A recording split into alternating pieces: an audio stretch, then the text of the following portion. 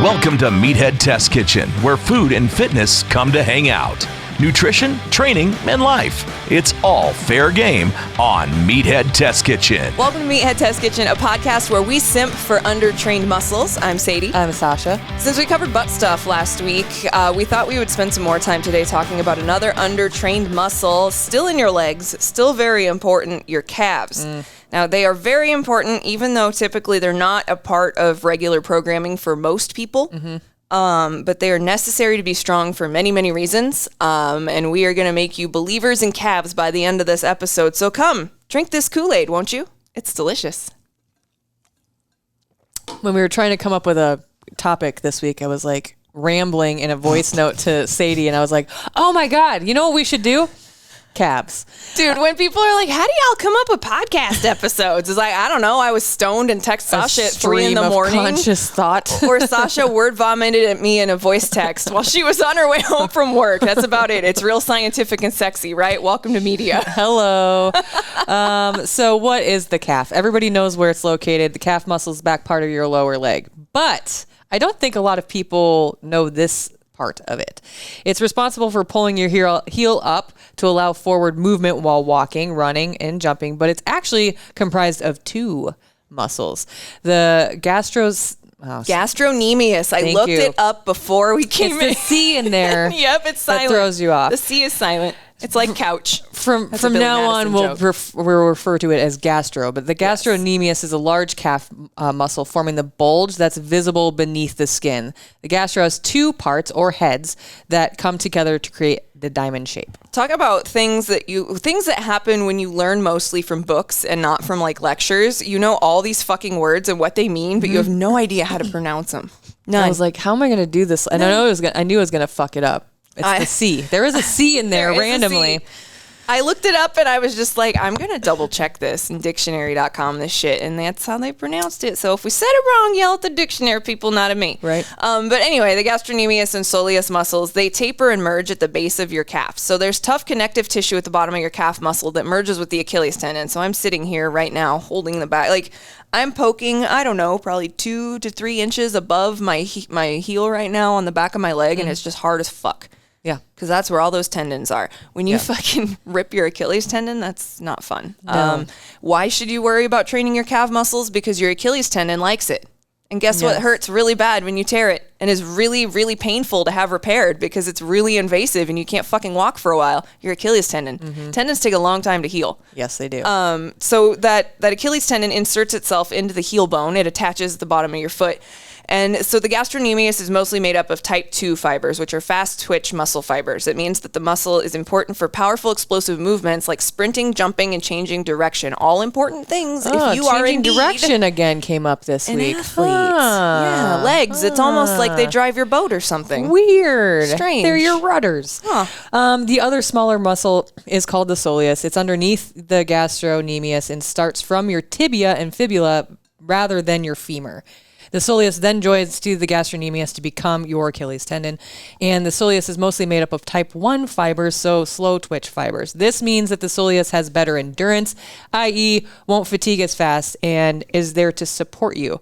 And if you didn't have your soleus, you would fall forward and eat shit. There would be no tension on the back of your leg from your foot to hold you up. So your foot would just literally fold over and you would fall flat on your face. Yes. Busted noses all around if you don't have an Achilles tendon. When we talk about training your calves, it is something that I put in my programming for everybody. It doesn't matter what your fucking goal is. If you are one of my clients, guess what? You're doing calf raises at least once a week for at least 3 of 20 sets. Yeah. Because guess what? Your calves are fucking important. And we're going to talk about more why they're important. And we're going to talk about how to make them stronger because everyone's like, okay, cool. Well, that's called burying the lead. You have to wait for that part. That's the payoff. But anyway, your calf muscles allow you to move forward. They absorb load with each impact, each planting of your foot, each jump, each everything. And they support the rest of your lower limb and your body. Now, increasing your calf strength allows you to do some really cool, powerful shit, like becoming faster, gain more endurance. If you're a runner, if you're any sort of endurance athlete, that's good news. Ride a bike? Cool. You a rower? Awesome. Keep consistent running pace. When your muscles are used to being used in that capacity, they they get used to being used in that capacity. Right. Like, it's not that complicated. They just get accustomed to doing what you do to them. You tell them what to do, and they're like, yeah, this is hard for a while, until they're like, oh, okay, cool, let's do this. Right. And that's how your endurance happens. That's how you build stamina. That's how you do all of these things. Practice, repetition, keep going. Weird. And it helps you jump. They help you jump higher. They are, I mean, if you load your leg to do a straight up jump, like a vertical jump, you're going to see both of those muscles in your calf immediately tighten up to flex, to load, and to fucking propel you off the ground. Exactly. The other thing about having strong calves that's super underrated is the preventative injury properties that come along with having stronger calves. Yes. Stronger calves are going to help prevent calf tears and strains, sprained ankles, plantar fasciitis, medial tibial stress syndrome, or shin splints, which I suffer from. Patellofemoral pain, so knee pain, tendinitis of tendinopathies, but it's tendinitis of the ankle and foot. Same thing with the knee, and stress fractures. Yeah, so let's specifically talk about ankles here. When you talk about movements and you talk about weightlifting specifically, here's our first tangent into that. This one's actually pertinent to weightlifting, though. So does it really count as a tangent? I don't know. That's for you to decide. It's my podcast. I do what I want. But anyway, when you do a deadlift, you do a squat, you do a clean, you do a snatch, your ankle mobility is so fucking important. And people don't realize that. People don't realize how much you need to have that range of motion in your ankles to get that full squat depth. Yes. The good pull on your deadlift. It makes your reps look better. It makes your reps feel better. If your squat feels weird and you're not getting as deep as you want, two things can be happening.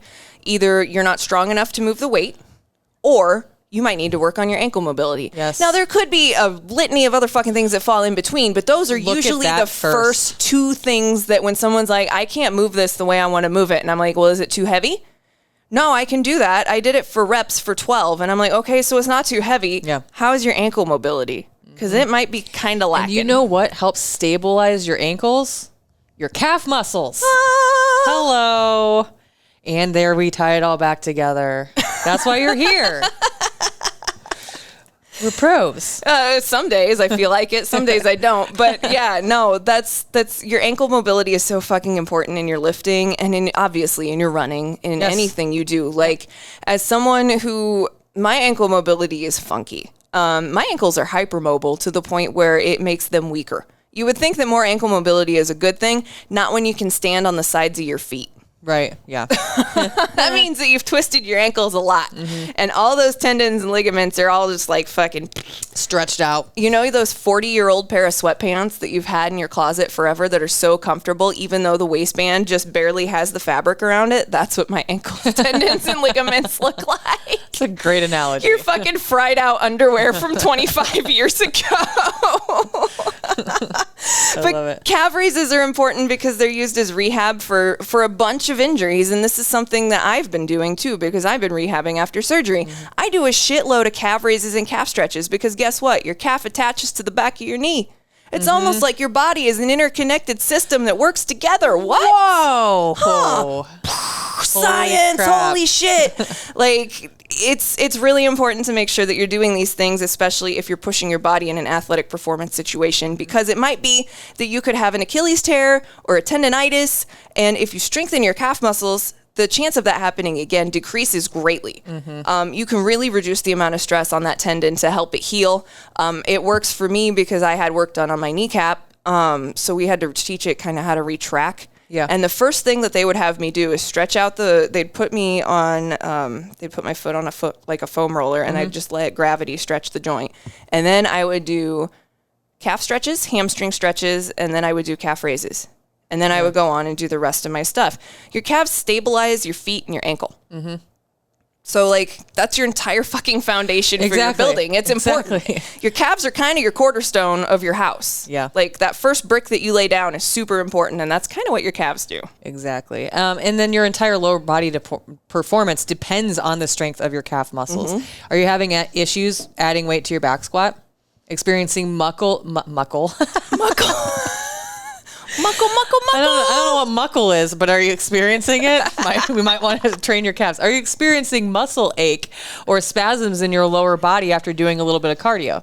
Strengthen your calves. The Yeah. calves actively stabilize the ankle, provide additional downward force application into the floor during squats and pulls. You might have an energy leak if you're having Yes. issues with these things. And that's okay. Like, that's why you learn how to do these things properly. That's why trainers and coaches exist. If you're having issues with these things, reach out to somebody that's actually qualified to teach you how to do it. Sometimes you can figure shit out on your own. Other times, not so much. Like, when it comes to something like this, if you're struggling, have somebody just break it down for you real quick and be like, all right, give me the TLDR, show me this shit.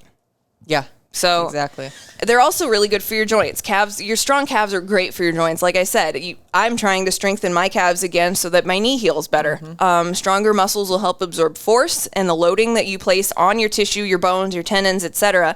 And some of us already are kind of predispositioned to have problems with Achilles tendon injuries or calf strains due to lack of properly developed muscle coordination, previous injuries, eccentric strength to assist in force absorption during higher impact movements. Like, there's a bunch of different things that you want to try to eliminate just by keeping your shit tight. Exactly. Collapsing ankles and poor stability at the ankle joint due to lack of plantar flexion, etc., can result in stability issues at the knee and hip, like we were just mentioning earlier, which over time may cause overuse injuries. So while we're talking about joints, have you cycled out your training shoes lately? Have you? Because This your is my training mom shoes, moment right your now. running shoes, any of it. Recently, somebody that we know pretty well, he runs a ton. He has a stress fracture in the arch of his foot. Do you know why? Because he didn't He change out his needed shoes. new shoes. It's really common, unfortunately, and I know nobody wants to throw down $160 every 60 days for a new pair of I would- Sauconys or whatever, Yeah. but like, when that's what you're doing, that shit's really important. Yes. Oh, 1,000%. You know how I know when I need new shoes? The second I have any kind of even slight ankle pain, any even kind of slight knee pain, because it's not going to stop there. It's going to keep going up and then it's going to end up in my hips. And I know at that point, I don't have the support I need from the shoe that I'm wearing to continue running in them. I can walk around in them. No big deal. They're good yard work shoes. Like, you don't sure. have to nuke them. You can still wear them in a chill capacity. You should not be strictly running in them at that point anymore. And you definitely should not be lifting weights in them. You shouldn't be lifting weights in running shoes in the first place, but we've covered that ad nauseam. digress. We've argued with people on the internet about that a lot. So when the foam on the outside compresses to the point where it looks like there's wrinkles on the bottom of your shoe, that's when you know it's time to get new ones. Because people they're like, well, how do I know when my shoes are bad? Is it when the tread's gone? No, the tread could still be really good. Yep. You're looking at the foam I'm not on the wearing them underside. right now, but my New Balance, I've had them for about a year, and I only trained in them for about half of the year. But there's a wrinkle in the... It's If not, you're on it's not the YouTube, bottom sole, it's the outsole. It's the squishy. It's this Yes, part. That so part. it's got wrinkles all along the heel. Which means that the foam has begun to compress and break down. Yes. So the last time I was running in them before I ordered these fancy schmancy shoes that I got here. Your they're- leopard shoes. Yeah, they're so cool. And they're the most comfortable by Brooks, by the way. Not an endorsement. We're not endorsed by them. Shit But Sasha they're actually uses. They're really, really, really great shoes. Honestly, very impressed. But anyway, I think I did 6 miles in them. And like midway through, I was like, oh, this is not good. I need some new fucking shoes. Because I started to... It just makes the traction off a little bit when you're running, and you can feel it everywhere. But the second that you're feeling any type of pain, again, those calf muscles, you're not getting the stability in your ankle, which is then connected to your calves, which is connected to the knee bone, which is connected to the hip bone. Yes, which goes to your back, which goes to your neck, which can give you a giant fucking tension headache because Yes. your entire system is out of whack. But the other thing people also ask is like, where was I going to go with that? I just saw a fucking animal run through the yard and I lost it. God, ADHD is fun sometimes. Shit. Oh, so people will be just like, okay, so is my running form bad? Is it my form? My ankles and my knees hurt. And it's like, you're looking too far into it. Your form might be fine. You might just need new fucking shoes, bro. Yep. Like, that might be all it is. If you're feeling shitty after a run, have you changed your shoes lately? Yeah. And if you have recently, they're brand new, still experiencing those issues, before you start looking at stride length, are you fucking stretching after you're done? Also that. Are you warming up before you go? Yeah. Are you warming up, and then are you doing mobility work when you're done? Because people think that even though running can be a warm up for other exercises, Sure. but when the only thing you're doing is running, you have to fucking warm up for that. Yes, you do. Well, it's just like anything else. Like if you're lifting, if you're doing whatever, you know what I do before I go on runs? I'm rolling my ankles out. First, and then I'm take a shit. Yeah, yes, please do that because no one wants to come home with one sock.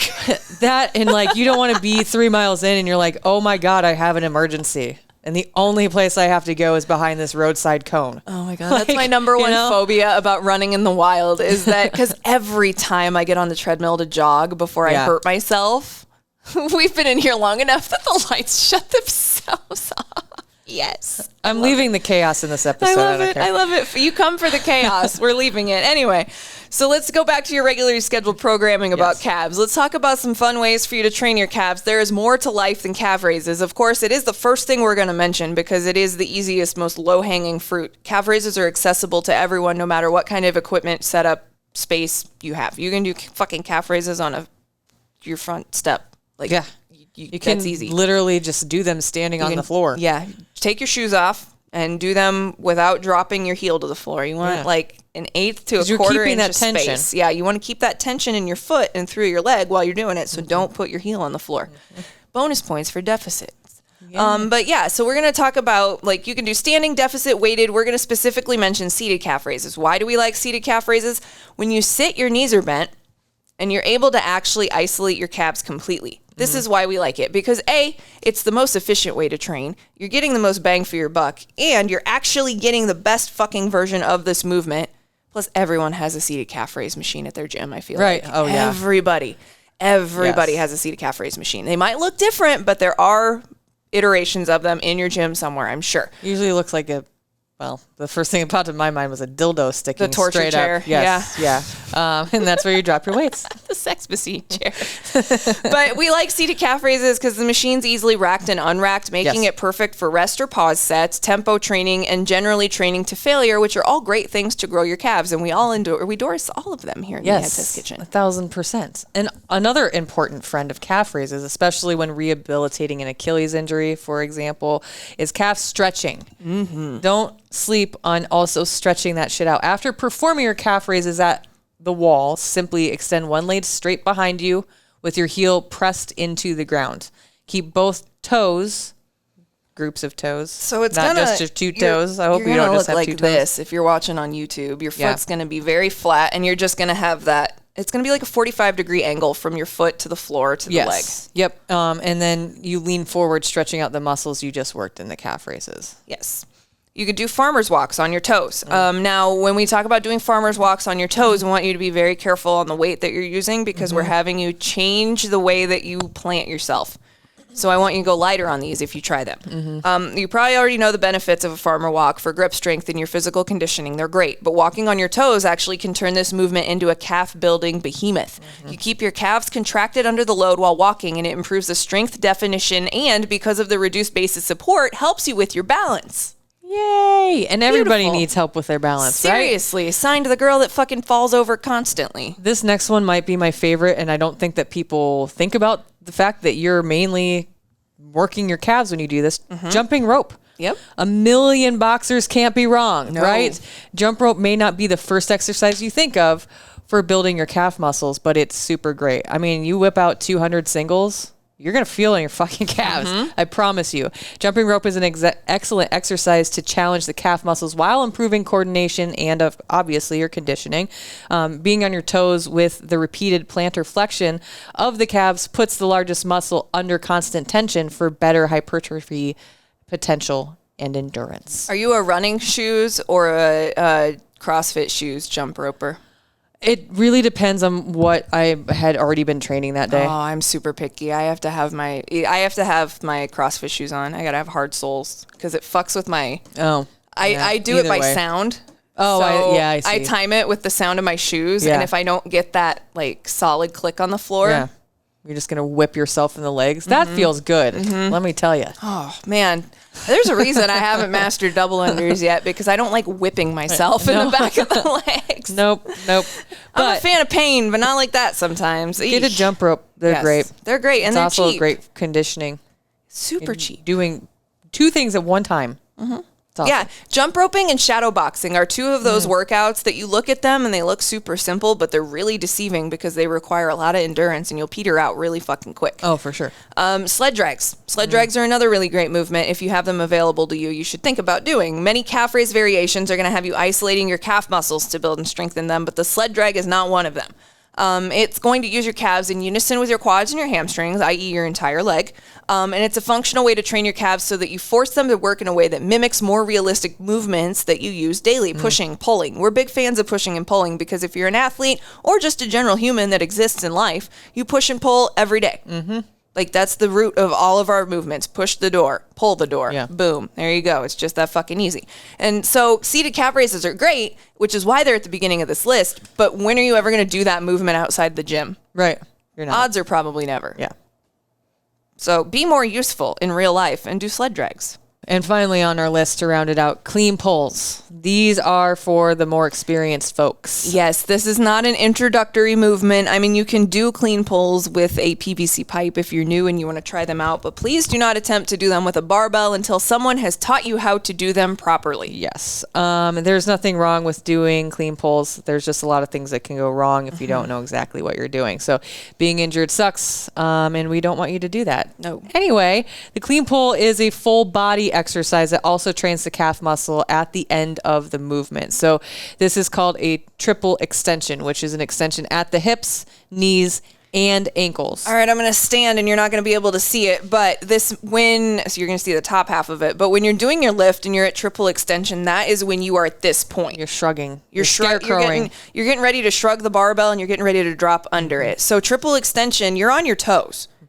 Your ankles are activated, your calves are definitely activated. Your knees are fully extended. You've got all that pressure, or all that, not pressure, but all that tension coming up through your knees, through your quads, through your hamstrings, into your ass, at your hips. And you're also like straight as fuck through your core. Like you're ready to go. That's what triple extension is if you don't know. Yes. So the calf muscle works as part of a unit to pull the loaded barbell, Markle, I don't know what the hell's happening. Nuclear vessels. Loaded barbell to hip height. The beauty of this exercise is that the calf muscles are under more load, and the powerful nature of the clean pull trains fast twitch muscles of the calves for better strength and muscle potential. Clean pulls will make you strong as fuck. Yes, they will. If you get to the point where you can clean and jerk a barbell, like, if you can do that for reps, you will get very strong very quickly. And like full body too, because every part of your body is interacting in that pull. You want big traps? Clean pulls. Oh yeah. Gosh.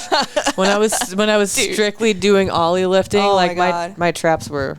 My traps have never been so big before, and I loved it. And they're still there. Kind of there. These are stress traps, what I got going on right now, because I'm constantly shrugging. I'm going to get you a better ergo setup at your desk.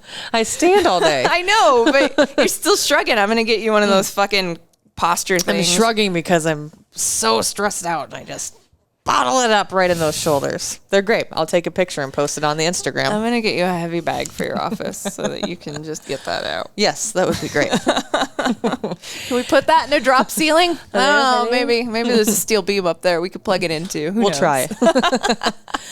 Anyway, be fucking nice to each other. Jesus Christ, yes. Please. And like, dude, I'm so fucking sick of toxic positive people on the internet. You're allowed to have bad days. God. If all people have to say to each other are these hollow platitudes that you would hear some fake ass person tell someone else at church, you can see right through that shit. Like, dude, I'm so sick of it. Fuck the toxic positivity. You can have bad days. You can still critique people. You can still feel ways about stuff and not be a toxic person. You know what's toxic? Manipulating people. You know what's toxic? Making people feel bad about themselves. You know what's toxic? Talking shit about other people. That's fucking toxic. Yeah. Toxicity is not calling out bullshit when you see it. Yeah. And here's the end tangent of the episode. Fuck. I got opinions about this. I think it's a little infuriating and frustrating to me, especially lately seeing all this shit, because it's like fuck, man. One, life isn't fucking perfect. There's going to be shit. There's going to be ups and downs. There's going to be things that are happy. There's going to be things that are sad. There are going to be things that are absolutely 100% out of your fucking control. And the only thing you can do is fucking watch. There's nothing you can do about it. You can be nice to other people. You can be supportive of other people. And you can also just listen when they're having a bad fucking day. Yep. It's fucking normal and part of being a human. Yeah. To have shit not be great all the time. So, like, fuck out of here. Yeah. If you're toxic positive, suck all the dicks and not in a fun way. I hope you choke on one. Yeah. Meathead Test Kitchen. Out. Join Sadie and Sausha every Monday, helping to make your fitness and nutrition journey suck less. MTK.